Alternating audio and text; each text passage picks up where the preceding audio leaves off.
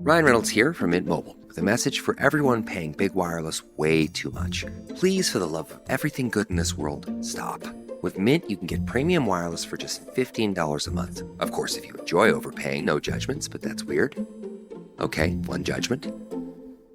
Anyway, give it a try at mintmobile.com/switch. Upfront payment of $45 for 3-month plan, equivalent to $15 per month required. Intro rate first 3 months only, then full price plan options available. Taxes and fees extra. See full terms at mintmobile.com. It's car con carne. Let's eat in the car. It's car con carne. And now here's the star of our show, James Van Alstyne.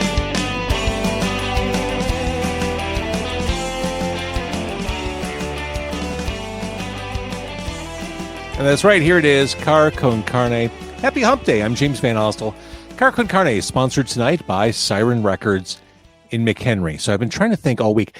Going to Siren Records is a reward for myself. It's a reward I give myself. It's a reward I gave to myself a lot over the past 13 months, over our time of shared crisis, over the pandemic. I love going there. I think I'm going Sunday morning, right when they open. I've got to get that new Gojira on vinyl, and I'll probably just burn an hour just walking around. The first couple passes through Siren Records, those are just for show. That's just to kind of get the feel and the vibe right. Then second hour, that's when you get down to business and really make the determination of what you're going to buy. I love going there. I love spending time there. I'll be doing it again this weekend, thanks to Siren Records for, again, sponsoring Car con Carne. My guest tonight, he's been in the hospitality business for decades. He is Ken McGarrie, and his career has led him to major food locales like Ontario, Dallas, and New Orleans. Here in Chicago, in the big city of Chicago, he was the director of operations for DineAmic Group. More recently, he opened the consulting firm Korgen Hospitality, and he has shared his industry knowledge and insights in the new book, The Surprise Restaurant Manager. Ken, good evening. Thank you so much for having me. I appreciate it, James. Ken, you kind of come at this podcast from two different directions. One, you look very professional. You've got the microphone, you got the ring light, you got the locale. But getting off the starting block was a challenge tonight. Yes, with technology.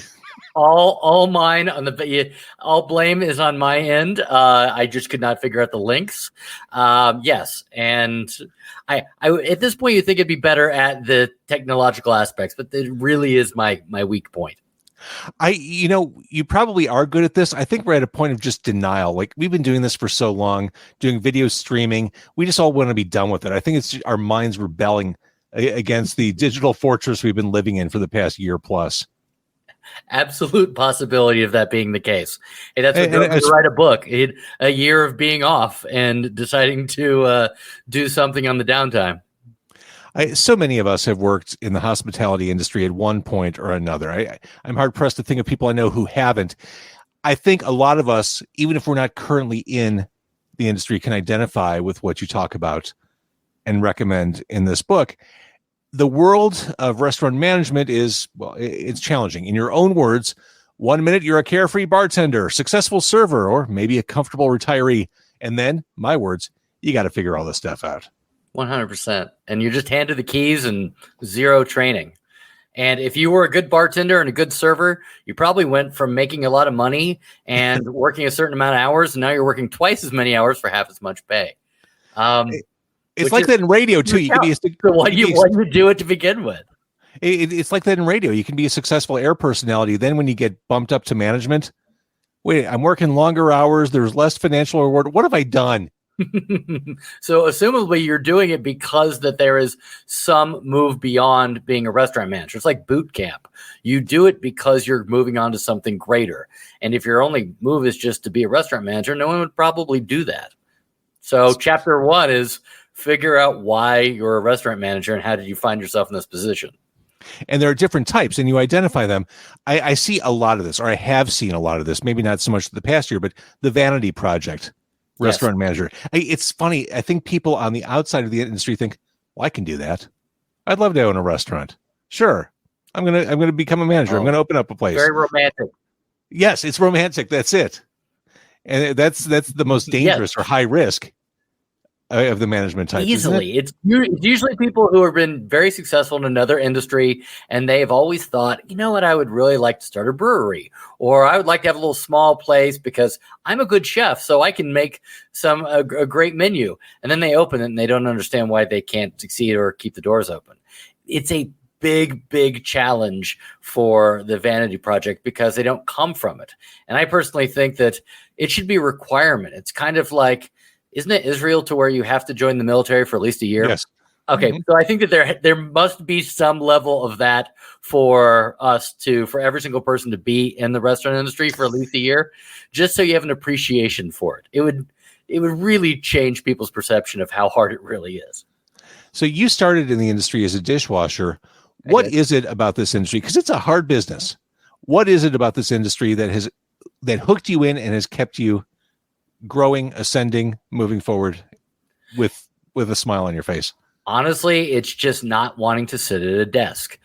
I went to school. You're exactly right. I was a dishwasher at Chuck E. Cheese, and not to show my age, it was showbiz when I started. Sure. And by the time I left, it was Chuck E. Cheese. So I'm one of the few who got to wear both the bear and the mouse costume, which is pretty fantastic. And then I worked my way up to serving and bartending, and I did that through college when I was getting my degree in English. And then I took a job writing, and it's rewarding and fantastic, but it's also very solitary. And so I started picking up some side work, going back to the industry, and found out pretty quickly that I really enjoyed being around people and being in a high energy situation versus sitting at a desk, which is kind of what drew me to it. And it didn't mean that I made a lot of money at the beginning until I, really understood what I was doing as a server, and then ultimately moved to Chicago when I was in my late 20s. That's really when I started my trajectory in this industry. What I liked about working in a restaurant is what I like about working in radio. You have stuff that has to happen every day. There are certain things that need to be done, but beyond that, you don't know what the day is going to bring. Every day is different. It can go pear-shaped. It can go completely insane. It could be quiet. You just don't know. And that unexpected aspect of the job, that unpredictability, was what made it appealing. It's what I liked about working as a bartender and as a waiter. It's what I like working in broadcasting. I'm sure that's part of it for you too. Huge. And one of the big opportunities is that, pivoting to now what I do, and I open a lot of restaurants, is that I never lose sight of the fact that this is where I found all my friends. This is where I found my wife, is in a restaurant. And a lot of people make friends for life the same way you do in high school or college, that restaurant job that you probably had. Sure. And I just love the fact of being able to be a part of building something that darn well someone's going to get married there. Someone's going to be best friends lifelong. And it's because of those same energies, those people who thrive on chaos, and they work really well in those high pressure situations. And we all kind of gravitate towards each other, and that's super enjoyable. Yeah, that's exactly it. The gravitating toward the chaos. I've always loved that. I'm at my best when I'm insanely busy. Yes, absolutely. I don't like being sedentary. I have a really hard time with it.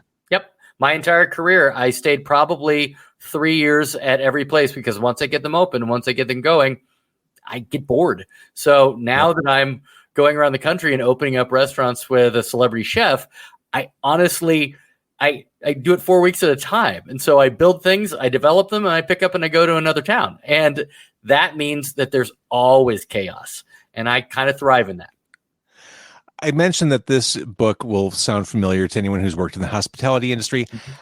I think that there are so many lessons here that translate to other industries. And that's why I think this book is worth a read for people who maybe have never worked in a restaurant. The Surprise Restaurant Manager is the book. Things that you can ascribe to any number of industries or fields. Even things like you mentioned, embracing blunt criticism. No one likes criticism. No. They say they do. They tell you all the time, I want you to tell me straight. But the minute you do, they recoil and they get very upset about that. Absolutely true. But you have to get to a point of appreciating the fact that people will shoot you straight, as much as we're not inherently used to saying, oh, that's great. I'm often surprised. When someone says to you, oh, thank you so much for doing this, the automatic gainsay response is always, oh, no problem. Or, hey, it's not a big thing. Instead of just taking ownership and saying, You're welcome. You did something. I'm taking this. That level, it's that same response that makes you go, oh, criticism I really wanted. Oh, gosh, no. And they get really upset and recoil. It's especially when you get to owners and people who own a lot of restaurants, you have to deal with people that have very strong personalities, but it's the same strong personalities that actually drive the success. Because if you look at the success and failure rate of the restaurant industry, a normal sane person wouldn't do it. You have to be a little headstrong. You have to be a little alpha to get in there. And they absolutely are, but it doesn't mean that necessarily translates to operations, which is why there's the yin and yang. And what are those numbers? I've always had in my head like 95%. Yeah, I mean, I think it falls in the same line as how much percent of your brain that you actually use. I've heard that number being everywhere from 10% to actually all of it. So I think that you're safe to say that the numbers over 5 years is probably about a 70% success rate. Those are the numbers that kind of have a tendency of playing. But there are definitely restaurants and concepts that have a plan that they're going to reconcept within that 5 years because they know that they can relaunch something new and different within that time frame. And that's just a planned obsolescence. And this book provides help so that people don't fall off a cliff with their aspirations. There's some really helpful stuff. Again, lessons you can take and apply to other industries, things like data versus emotion. Yes. Being able to look at things clinically and not let your head or your gut necessarily override logic. The number of times that I have restaurant owners tell me, oh, I don't like Todd. He's not a good server. Well, why? I just don't feel that he's great. But those I think and I feel statements are great for marriage therapy, but they suck at running a restaurant. You can't run a business based on emotion. So if you're wanting to see how your staff are doing, then you focus on check averages or tip percentages or turn times or these things that are measurable and calculatable and communicated. So that way, when you do have those conversations with your staff, you can coach in things that they can actually work on. Because so often, and I'm sure that you've seen this in, if you've worked in the restaurant industry, the best servers get the best sections, and there's no explanation on why. And it's okay. It's not T-ball. It's major league. You're supposed to put your best people in your best sections, right. But you're also supposed to have a conversation with those other people who aren't as good and say, yeah, Becky's a 4-table section and you're a 2, but here are the 4 things that you can do that are measurable to get you to be at that level. Not just, I feel that you don't have the energy. I think you're not as good, because no one improves by that. Let's talk a little bit about hiring. There's a lot in the book about hiring, and in my head, the way restaurants do this, or maybe just the way you approach it, is different from the way business generally hires, especially in the present day. And I say this anecdotally from my own experience. When I was looking for work, I felt like when I was looking for work, I had to have a very specific skill set, and nothing else I brought to the table was consequential. Mm-hmm. And it was a real frustrating thing. I felt like I was getting knocked out by algorithms. Reading the book, I feel like the approach is very different. Hire the person, not the position. Correct. You're really hiring based on attitude and disposition and everything, and molding the job around that personality in some respects. And I do say at the beginning of the book is my heads up that this is definitely more front of the house driven. I have total love for chefs because I can't do what they do. I think they're artists, and I think that you're born with it and you have it or you don't. And as I also mentioned, they get to wear pajamas to work. So I really kind of envy that as well. So from a front of the house perspective, I can teach you to do anything. If I can take somebody who has the right tools that I can't teach and make them a great server or a great bartender or a great manager. The things I can't teach are work ethic and drive and personality. And those are the things that you want to translate at the table. So when I'm hiring, I hire based on personality. We talk about the hobbies that they enjoy and then kind of extrapolate from there what those hobbies say about you. I thought that was so interesting in the book, based on whether they watch documentaries or you can figure out what personality type they are. And I'm guessing that maybe that's something other businesses and hiring managers do. I'd never seen that spelled out so clearly before, and it makes perfect sense to me. I appreciate that. Yeah, definitely. People that are willing to pick up basketball games on the weekends, believe in team sports, and they're driven. People who are who love documentaries are people that are a lot more analytical. And the difference between that is probably the difference between people that will succeed in an opening of a new restaurant and people that will succeed after a year. Because that first restaurant, for the first time you open, is complete chaos.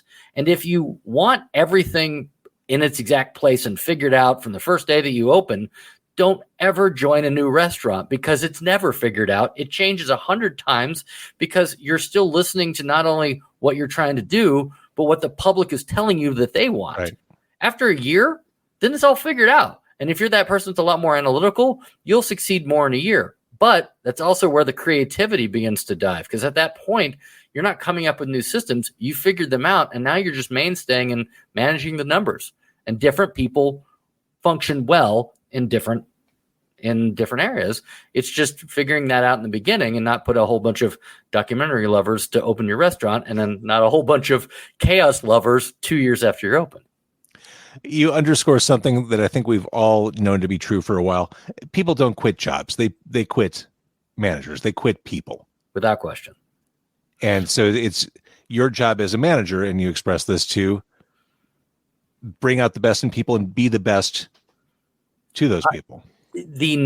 I believe that, one full chapter I would love to plaster to everyone, because this is how you run off good staff. This is absolutely the things that you do as a manager.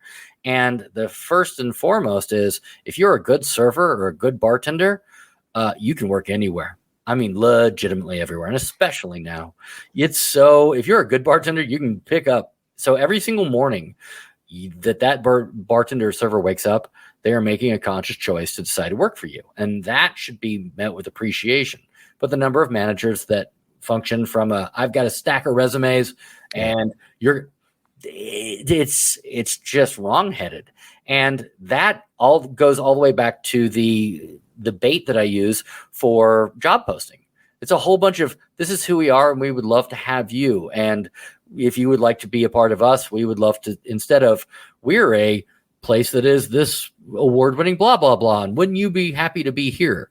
It's that immediate, we need help. And if you're the type of person to help out, we would love to have you a part of that. And I think that the question I get a lot is that, how do you get top talent? The answer is appreciate them completely and realize that in all communication that you need their help more than they need you. And you talk a lot about the interview process, and it surprises me, but it doesn't surprise me that people still make the same boneheaded mistakes when they show up for an interview. They bring an audience. They bring someone with them. Yes. I list them in the order of the 8 offer killers. And right up there, and this is just an industry list. Number 2 is bashing previous restaurants. And of course, there's a reason that you probably left the place that you were at before. But I've had people talk about like rat infestation and like money laundering and all these things about why they left this other place, instead of talking about the benefits of what they could probably get at this new place. It's, instead of focusing on, wow, I think that you've got a really great menu, or I'm excited about your training program. Instead, they kind of bash previous places, which means they're going to do that to you when they leave. Exactly right. And yeah, there's definitely, and then in the hiring process, the number of times that people ask questions that they just shouldn't ask. They are illegal questions beyond the cliched ones, which you should avoid, like where you're going to be in 5 years or how do you handle stress, because people just have gainsay responses that they've already figured out and they're just canned. There's illegal ones like, hey, do you have kids? This one I hear all the time. Oh, you got a family, got a wife?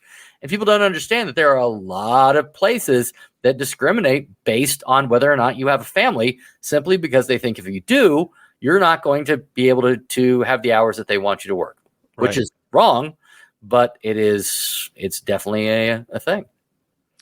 You talk about how to avoid HR as a manager. What is overestimated familiarity?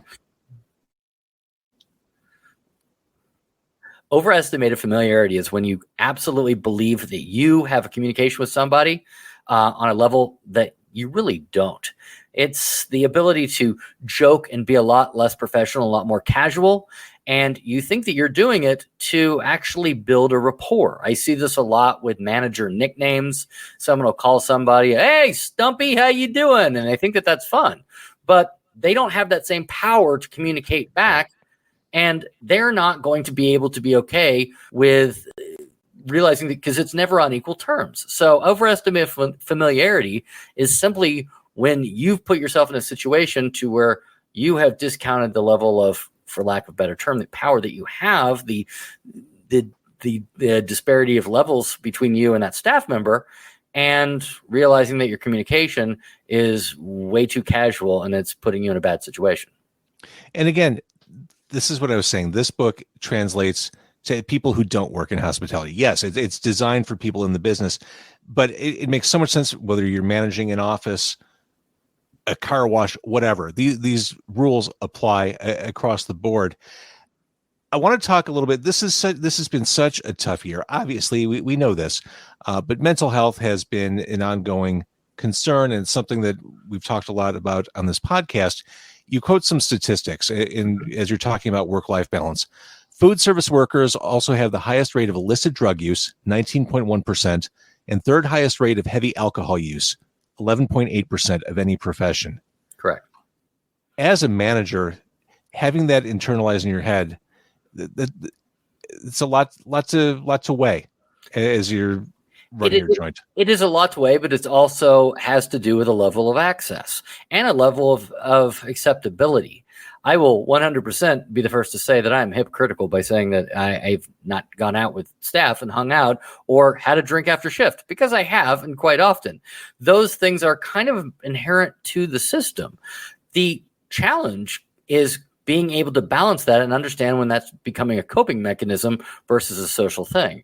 And when that social decision also is putting you in a bad situation from a managerial standpoint, because you're hanging out with the same few people, which is now disassociating and disempowering everybody else around you, because now they think that you've got buddies on the staff. But yes, the ease and convenience of being able to deal with what is a very high stress job. And I mean, I'm not putting it higher or lower than any other job in the world, but a restaurant manager spends the majority of their time dealing with issues, running to tables, communicating them. I mean, it's a grind, and it is 12-hour minimum, and at the end of the day, you want something that punctuates it and makes you go, this is good. So that one Basil Hayden that you have at the end of your shift can easily become 2 or 3, especially since you're probably not ringing them up and you're absolutely able to just have as many as you want. So imagine how many more people would have alcohol problems if they didn't have to pay for it. And that's a reality as a restaurant manager. Whether or not that's right, and of course it's not, and they should ring them in, but they don't. It does become a coping mechanism. And the running joke is, if you're trying to figure out whether or not you're an alcoholic, the question is, well, do you work in the industry? Because if you work in the industry, you can drink 5 drinks a night and be like, well, that's what we do in the industry. But if you were an architect and you drank 5 drinks a night as an architect, you might have a problem. For real. And you talked about how busy you are. How it's like playing whack-a-mole. Yes. As a manager, isn't it? You're just, this table has an issue. There's a problem in the kitchen. I gotta bring more cash to the register up front. It's just you keep whacking them all over the head just to keep the game going. And it's so hard not to get hardened. It's so hard to not what I call play detective, to where you begin to start distrusting the people that are speaking out and saying that there's problems with their food or problems with their service, and suddenly it becomes adversarial. And now you're absorbing everything on surface level, and you're meeting aggression with similar aggression. And because of that, that's where I have a chapter about 2 steps back, where you simply have to realize why somebody's communicating, why they are so incredibly upset, and what that probably ultimately means about their level of insecurity, because they're probably internalizing. I've seen people who think that their steaks were overcooked because of them, that it was a conscious choice that we did that to them. And you have to kind of take a couple steps back and realize that is an unfortunate and sad response. And that continues on even to online reviews. I've Sure. actually gone to Yelp in both here in the headquarters in Chicago and to their national headquarters in San Francisco. And the first thing I say in all of my presentations is, I hate Yelp.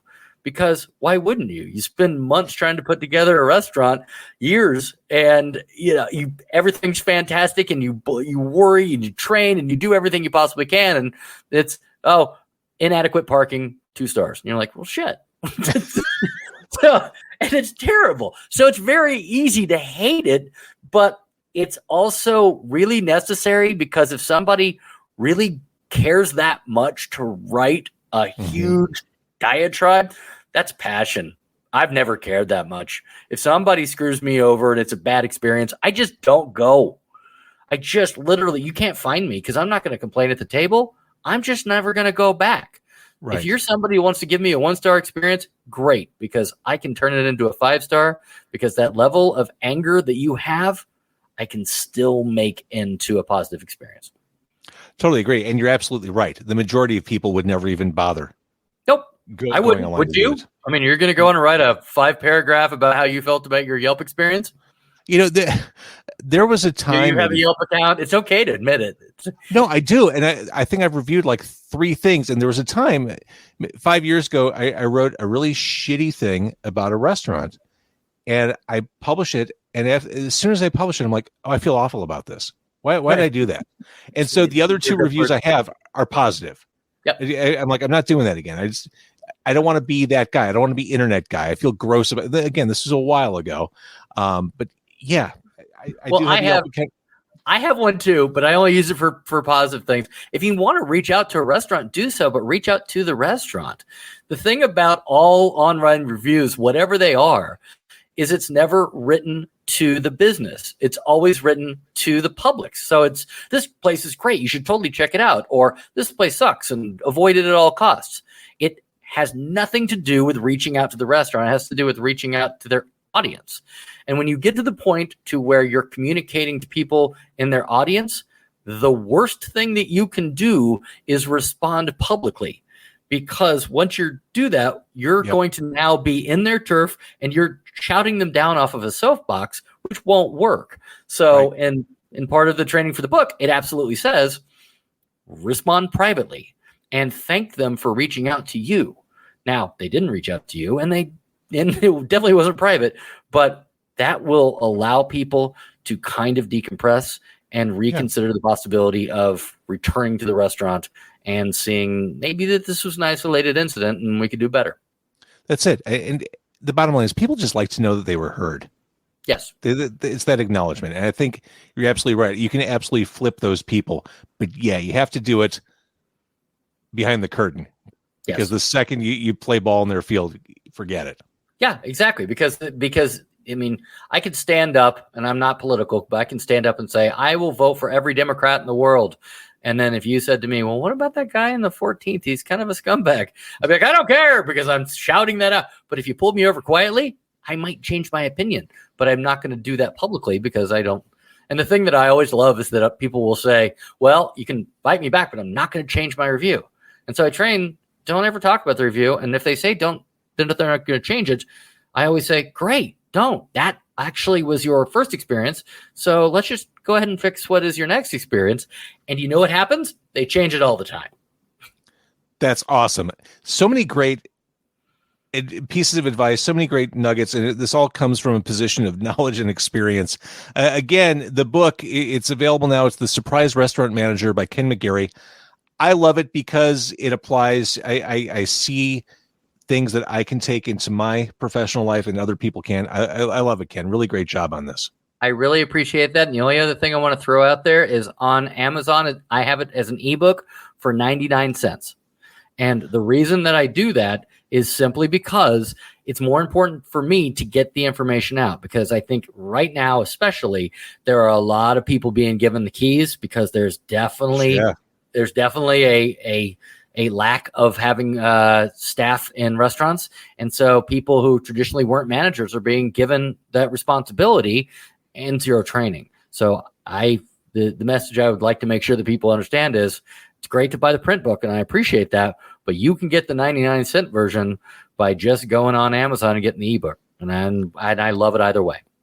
I love it. All right. Before I let you go, I know you're a music fan. When you're decompressing from your career as a consultant, as a manager, what are you listening to?